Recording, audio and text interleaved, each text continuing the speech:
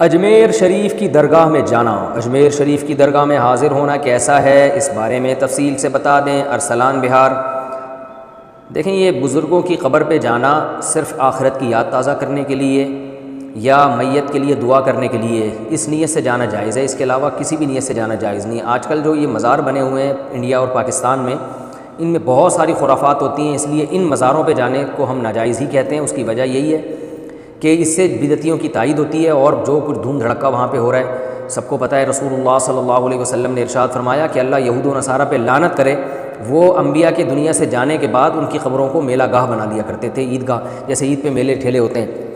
تو اور آپ صلی اللہ علیہ وسلم نے یہ بھی فرمایا کہ میری قبر کو اللہ اس سے میری حفاظت فرمائے۔ تو قبر پہ میلے ٹھیلے اور اس طرح کا کراؤڈ جو ہے یہ شریعت میں پسندیدہ نہیں ہے۔ تو اور جتنے بھی بڑے بڑے اکابر بزرگ ہیں، بہت سارے جو صوفیہ کرام تھے، اور ان کی قبروں کا بڑا برا حشر کیا ہوا ہے بدعتیوں نے۔ تو اس طرح آج بہرحال اس عمل سے منع کیا جائے گا۔ آپ اپنے گھر میں بیٹھیں اور کسی بزرگ کے لیے دعا کرنی ہو وہیں بیٹھ کے کر لیں۔ ہاں، جس بزرگ کی قبر پہ یہ سب کچھ نہ ہوتا ہو تو محض قبر کی زیارت کے لیے، جیسے نبی صلی اللہ علیہ وسلم کی قبر کی زیارت کے لیے ہم جاتے ہیں، ایسے کسی بزرگ کی قبر کی زیارت کے لیے بھی، یعنی زیارت برائے زیارت ہو تو جایا جا سکتا ہے۔ مزار اور درگاہ پر حاضری کا طریقہ، درگاہ میں حاضری کا صحیح طریقہ کیا ہے؟ الطاف حسین شاہ، او بھائی یہ جو آج کل درگاہوں میں حاضریاں ہو رہی ہیں یہ بدعت عمل ہے۔ مزاروں پہ جو کچھ ہو رہا ہے یہ قرآن و سنت سے اس کا ثبوت نہیں ہے۔ رسول اللہ صلی اللہ علیہ وسلم نے ایک بالش سے زیادہ قبر کو اونچا کرنے کو حرام قرار دیا، منع کیا ہے۔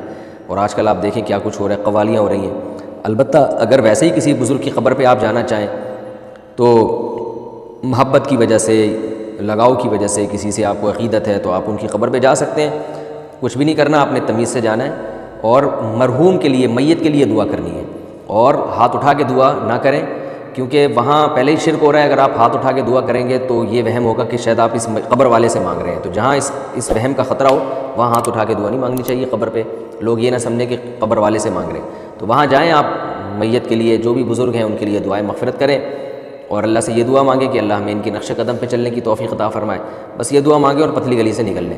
وہاں دھرنے مار کے بیٹھنا اور پھر جو ہے نا مجاور بن کے بیٹھنا، یہ سب حرام ہے، ناجائز ہے۔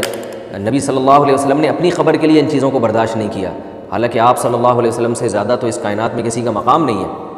آپ نے فرمایا کہ میرے دنیا سے جانے کے بعد میری قبر کو عیدگاہ نہ بنانا، اور ایسے نہ کرنا جیسے یہود و نصارہ اپنے پیغمبروں کی قبروں کے ساتھ کیا کرتے تھے۔ تو اسی وجہ سے آپ دیکھیں آپ صلی اللہ علیہ وسلم کی قبر کے قریب وہاں بیٹھنے کی بھی اجازت نہیں ہے، بس آپ قبر پہ سلام پڑھیں اور نکلیں۔ تو یہاں بھی ایسے ہی ہونا چاہیے کہ کسی بزرگ کی اگر کوئی قبر ہے تو آپ جائیں، میت کے لیے دعا کریں اور بس نکل جائیں وہاں۔